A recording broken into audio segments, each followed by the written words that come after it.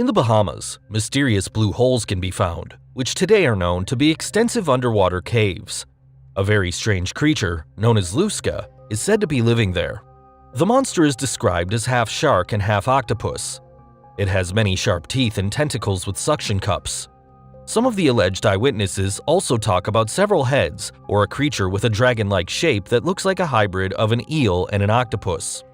Allegedly, Lusca is 25 meters long, which would make it about twice the size of a colossal squid, the largest cephalopod whose existence has been scientifically proven.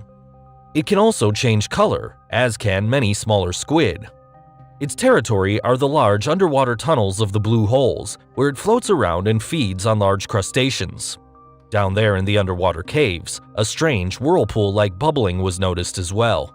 The monster is often used as an explanation for the disappearance of people, and has been causing fear among fishermen and divers who live near one of the blue holes for decades. In one story, a man who was swimming near one of the holes at sunset was suddenly grabbed by the leg and dragged underwater. Luckily, he was able to free himself and swim to the shore. There, he noticed the marks of large suction cups on his skin. In 2005, an underwater photographer is said to have been attacked by a giant squid as well. To protect his body, he held his camera in front of him, which the squid then tore away before it disappeared into the cave. There are many more where these stories came from, which is why the creature has often made it into television. Lusca appears in the series Destination Truth, River Monsters, and Monster Quest. At a depth of 50 meters, one of these teams even noticed a hole in the wall where, according to the sonar, something seemed to be. The team leader also saw something move, of which he had previously thought was part of the wall. Out of fear, all divers then immediately swam back to the surface. Of course, the main question is, how much can you trust these programs? And my best guess is that you shouldn't trust them at all. However, the ability of octopuses to squeeze through small cracks, which they have thanks to their boneless body and their changeable camouflage, is a good argument for why no one has managed to capture the monster so far. But there are also other possible explanations for some of the stories. Ordinary octopuses can get pretty big and strong and steal a camera, such as this one. And if you're in fear, an already huge animal in a place as eerie as a blue hole will probably seem even bigger. The bubbling that some believe to be the monster's breathing could also be triggered by currents and fluctuations in the water level. Nevertheless, the belief in monsters like Lusca remains exciting. Another sea monster that people have believed in for many years is Vodyanoi. It is a kind of merman that plays a major role in Slavic myths. There are countless stories of it as well as similar creatures all over the world. Almost every country has some kind of merman in its mythology. The Vodyanoi mostly lives under mill wheels, but also in lakes and ponds. His figure is reminiscent of an old fat man with long hair, a greenish beard, and a frog face. His hands have webbed skin, and his body is covered with black scales and full of dirt and algae. But his eyes stand out the most because they burn like glowing coals. Although there are nice stories about this creature, it's best known for its crimes. When Vodyanoi is angry, he breaks through dams, destroys water mills, and drowns people and animals. To prevent this, fishermen, millers, and beekeepers have to make offerings to appease him. Otherwise, it might happen that Vodyanoi pulls them into the water where they have to serve him as slaves. Not many people believe in such creatures these days, but a few hundred years ago, natural scientists really did. For example, the belief in the sea bishop wasn't that uncommon until the 17th century. It's basically a fish wearing the traditional robe and headdress of a bishop. Even though the small creature is said to have a peaceful character, it is also able to cause storms.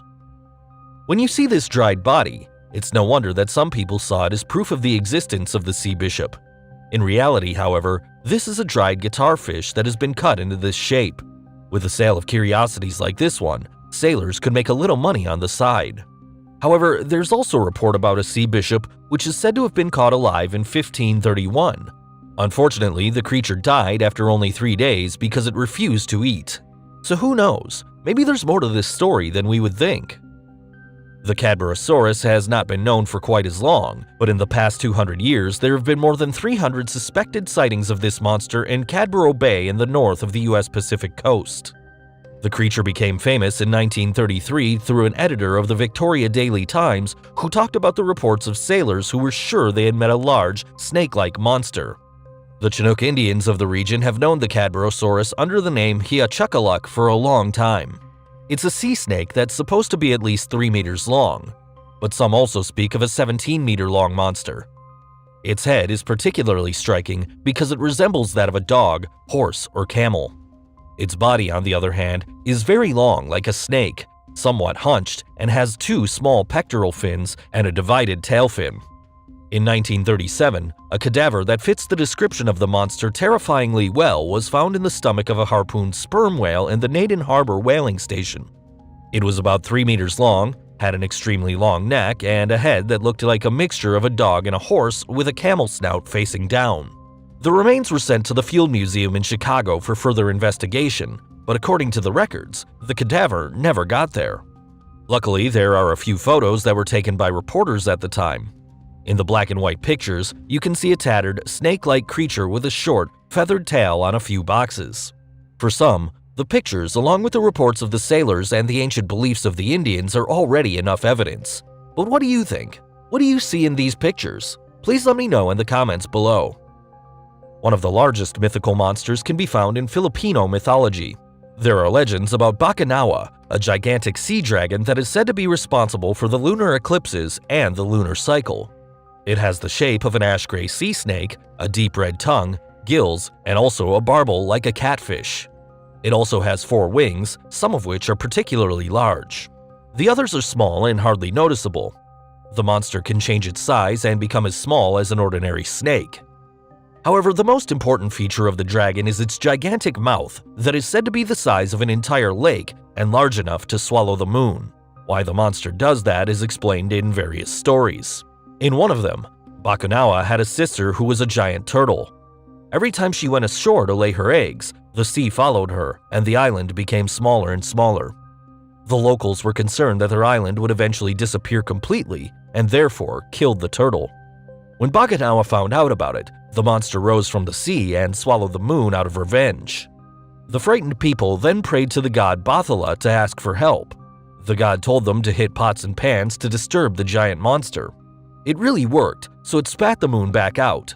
Shortly after, Bakanawa disappeared and was never seen again. In another legend, Bakanawa had an affair with a human girl. Once the tribal leader found out, he burned her house down. Here too, Bakanawa ate the moon out of revenge. However, this time he even swallowed 6 of them because there were 7 in the sky back then. When the monster was about to eat the 7th, Bathala banished it to the bottom of the sea. The next mythical sea monster is a giant as well. Actually, it's as big as an entire island because that's exactly what this whole myth is about. The living island, Aspidoshalon. The monster basically looks like a mixture of a whale and a turtle. On its back, it has a giant shell on which an entire landscape is growing. The growing trees and bushes give it the appearance of a real island, especially if it is floating in water for days or weeks on end without sleeping. Even though Aspidoshalon is a huge monster, it doesn't have evil intentions and no reason to hurt anyone. Nevertheless, it sometimes causes tragedies. For example, if it decides to dive into the depth of the ocean when there are sailors resting on its shell. In addition, when diving, the turtle generates waves so large it can cause a tsunami. Since it can dive really deep and therefore hold its breath for a long time, it's not easy to track the turtle down. When the giant creature is hungry, it catches its food with a clever trick.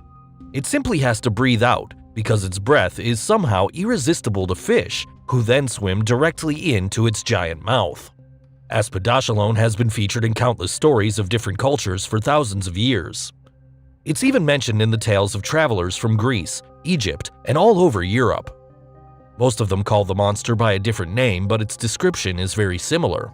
In some of these tales, for example, in the stories of the Inuit from Greenland, this turtle is considered an evil being because it deceives people and pretends to be an island, only to drown them when they decide to go ashore. Even in Chile, there are tales of a sea monster called Cuero that is quite similar to Aspidoshalon. And this one allegedly lures sailors into disaster as well. By the way, Aspidoshalon really exists, but only a small version of it.